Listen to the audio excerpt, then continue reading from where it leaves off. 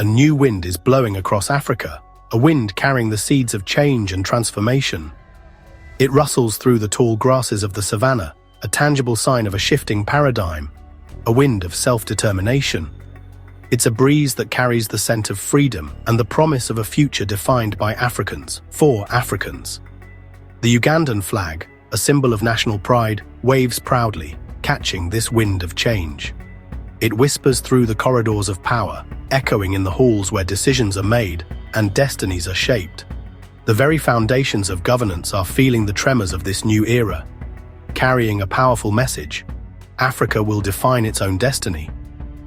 No longer content to be passive recipients of external influence, African leaders are taking the reins, charting a course towards true sovereignty. The old arrangements are crumbling, and partnerships of the past are being re-examined with a critical eye. The legacy of colonialism is being challenged, and the terms of engagement are being rewritten. On May 25th, a seemingly ordinary date, Uganda quietly ended its military cooperation with Germany. This decision, though understated, spoke volumes about Uganda's evolving strategic vision. Without fanfare, Uganda signaled a pivotal shift in its foreign policy, a move that resonated far beyond its borders. It was a quiet declaration of independence, a subtle but powerful statement of intent. German military advisors, once central to Uganda's defense, their expertise and guidance deeply embedded within the nation's security apparatus, were told their mission was over. The barracks emptied, a physical manifestation of the changing tides. This decision, made at the highest levels, after careful deliberation and strategic assessment, marked a turning point in Uganda's relationship with the West. It was a declaration of military independence, a statement that Uganda can manage its own affairs, protect its own interests, and secure its own future. The era of dependency is giving way to self-reliance, a transition fueled by innovation, resourcefulness, and a determination to forge a new path.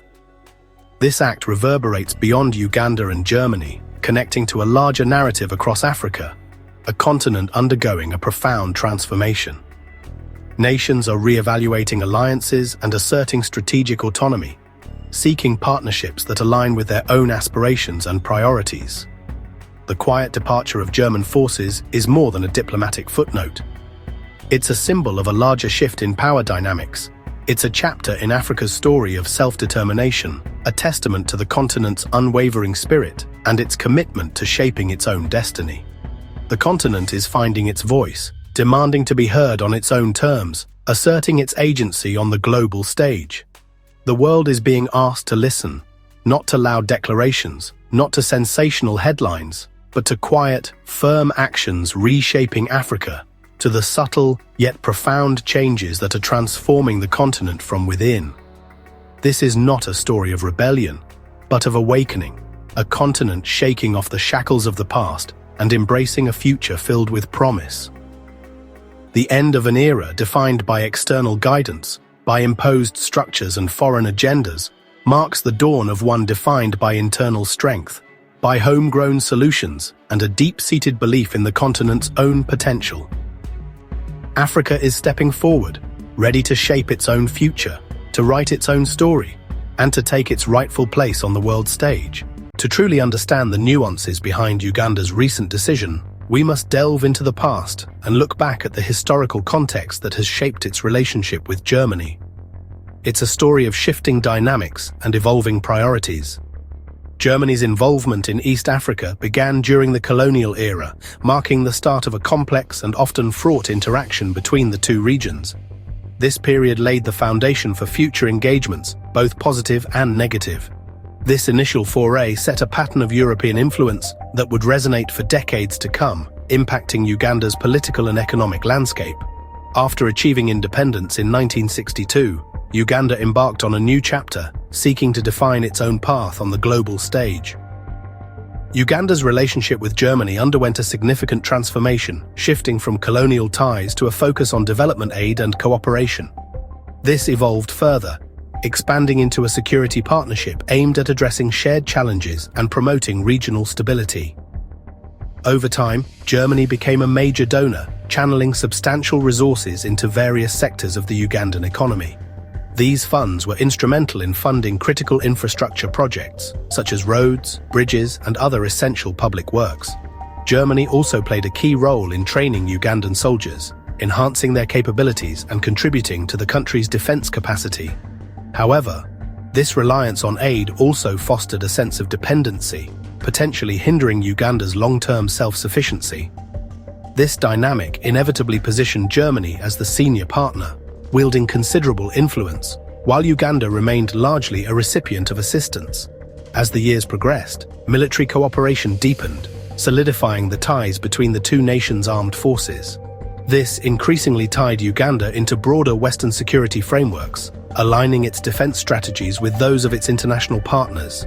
This partnership, while beneficial in many respects, also came with unspoken expectations of compliance on various diplomatic fronts, potentially limiting Uganda's autonomy in foreign policy decisions. President Museveni, a staunch advocate for national sovereignty, increasingly viewed this dynamic as a constraint on Uganda's ability to chart its own course. Therefore, ending the military pact should not be interpreted as a rejection of Germany per se, but rather as a decisive step towards breaking free from inherited patterns of dependency and asserting greater control over its own destiny.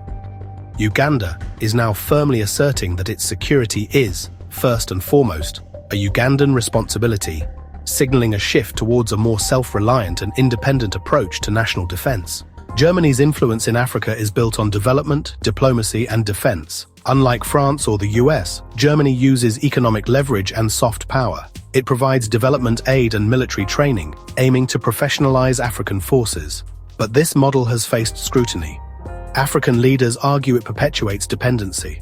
Western training often aligns African armies with foreign priorities, not local needs. The German approach, while less direct, still imposes a one-size-fits-all solution. In the Sahel, years of Western aid failed to bring security, fueling skepticism.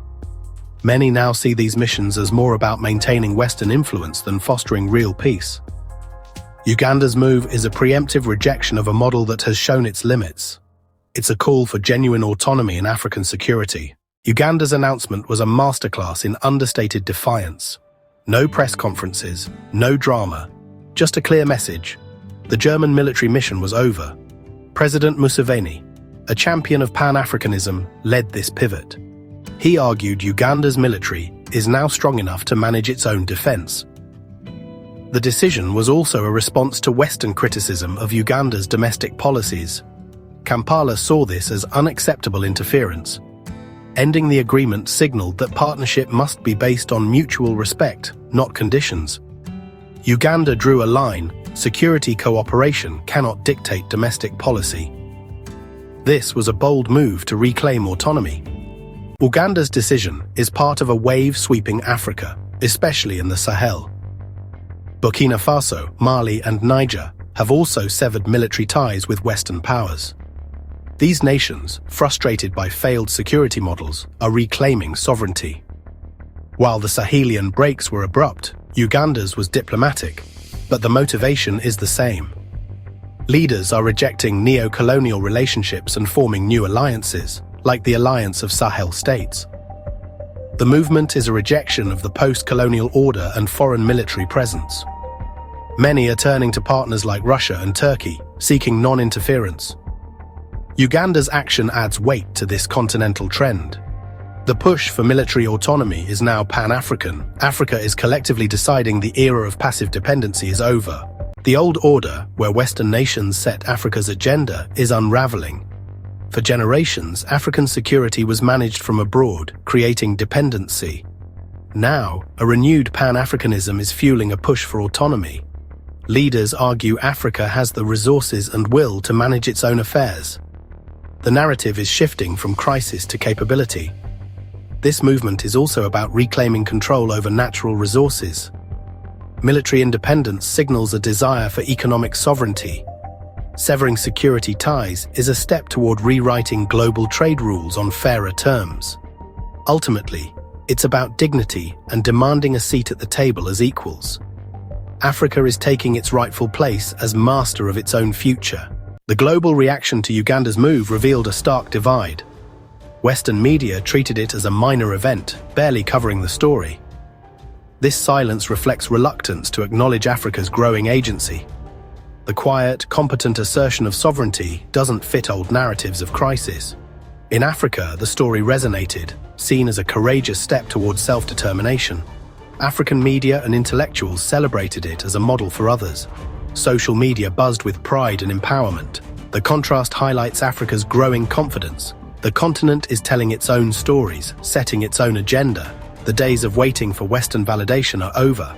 The world is shifting to a multipolar order, and Africa is no longer a passive pawn. Uganda's action signals that African states are diversifying partnerships and rejecting unbalanced relationships. Western nations must rethink their approach. Old tactics are losing effectiveness. African leaders want partnerships based on respect and non-interference. Countries like Turkey, China, and Russia offer alternative models. This diversification gives Africa leverage and flexibility. The goal is to strengthen Africa's own institutions, like the African Union and regional blocs. The vision of an African standby force is moving closer to reality. The focus is on building internal capacity, not just pushing out external actors. It's the dawn of African-led diplomacy and security. The time has come, undeniably, for Africa. A pivotal moment in history is upon us, demanding a re-evaluation of our trajectory and a firm grasp on our collective destiny. It's time to lead its own conversation, to shape the narrative about the future, and to define the path forward on our own terms. We must be the architects of our own fate. Uganda's move reminds us that our security and sovereignty are, and always will be, our own responsibility. We cannot outsource the protection of our borders or the well-being of our citizens. This is a call for self-reliance, not isolation, which would be counterproductive, but empowerment, enabling us to stand tall on the global stage. Africa must invest strategically in its own institutions, nurturing centers of excellence and innovation that will drive progress from within. We need to build its own capacities across all sectors, from education and healthcare to infrastructure and technology, ensuring a sustainable future for generations to come. Our armies should defend our people, safeguarding their lives and livelihoods, not serve as proxies in conflicts that do not serve our interests. True independence is built on self-sufficiency, the ability to feed ourselves and produce what we need, and on the unwavering conviction in our own capabilities. This is not about rejecting the world, turning our backs on collaboration and progress. It's about engaging from a position of strength, with confidence and clarity, knowing our worth and demanding our due. Partnerships must be forged between equals, based on mutual respect and shared benefits, not on exploitation or dependency. They must be based on respect for our sovereignty, our cultures, and our aspirations, and on shared goals that advance the interests of all parties involved. We will build our own table, setting the agenda and defining the terms of engagement, not just ask for a seat at someone else's table. The journey will undoubtedly be challenging, filled with obstacles and setbacks, but Africa's spirit is rising, fueled by the determination of its people. A new consciousness is dawning across the continent, a realization of our potential and a commitment to shaping our own destiny. The path forward is one of unwavering sovereignty, profound dignity, and resolute self-determination. The moment is now. Africa must answer the call, boldly, unapologetically, and together. This is Insight Africa, where the future is ours to shape, and the journey begins with us.